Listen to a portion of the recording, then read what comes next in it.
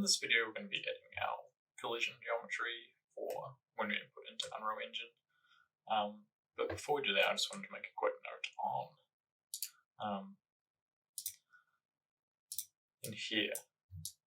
When we were doing this, we had it set to a long arc, and for the square style fence, a long chord works much better, as you can see. Cool. Let's jump into making some collision geometry. So basically we just need to make it for each individual bits of our fence section. So I'm going to start with a bound just around these.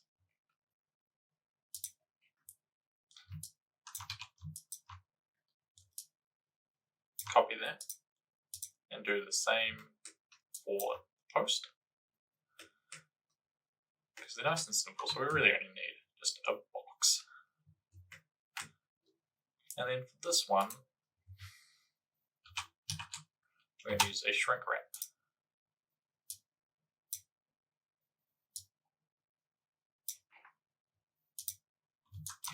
And you see that does a pretty good job.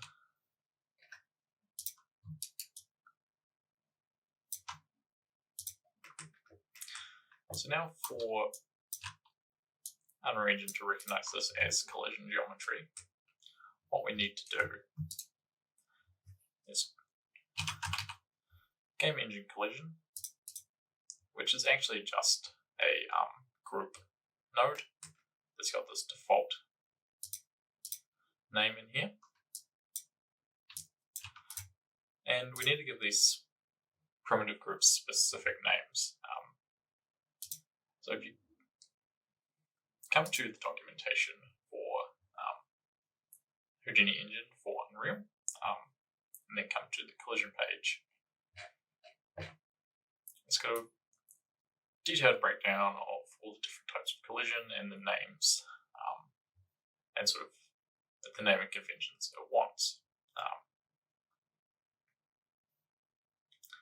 So what we're going to do, we're going to use box for the square ones, and then this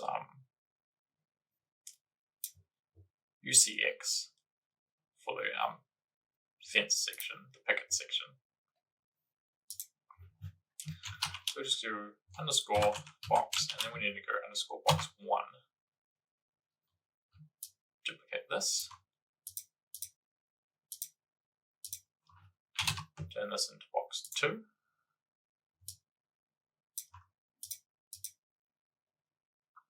Duplicate it again, and change this to UCX.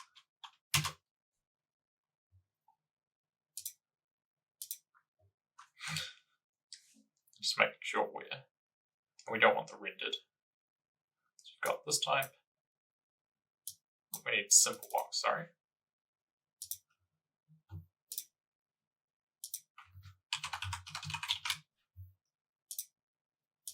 Make sure we add that in.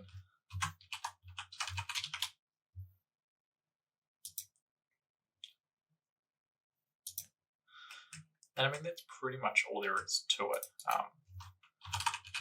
Let's merge these together now.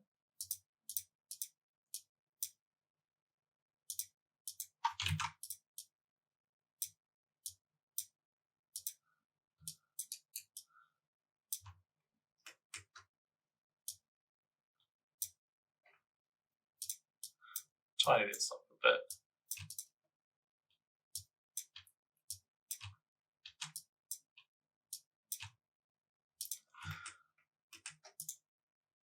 And let's merge this in here. And then we also need to put this one into here. We just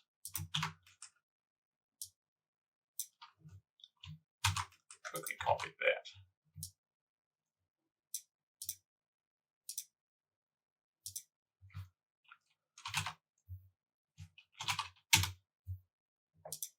And name it.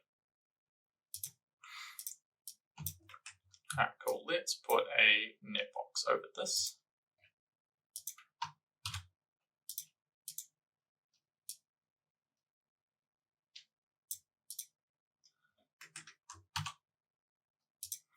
And if you want, you can put in a visibility node in here to hide it while you're working. You will need to make sure you disable this though because if this is turned on, Unreal Engine won't recognize these primitives, so your collision won't work. So you need to deactivate that when you're ready to move over to Unreal Engine. But if you're just working inside Houdini and you want to hide the collision geometry you're working on, this node is very handy for that.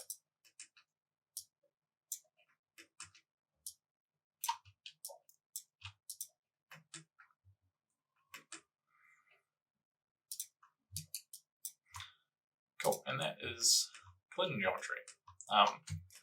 In the next video, we'll just do a couple of parameters for setting the mesh name in Unreal Engine. And then after that, we're ready to take it into Unreal Engine for our final testing and use.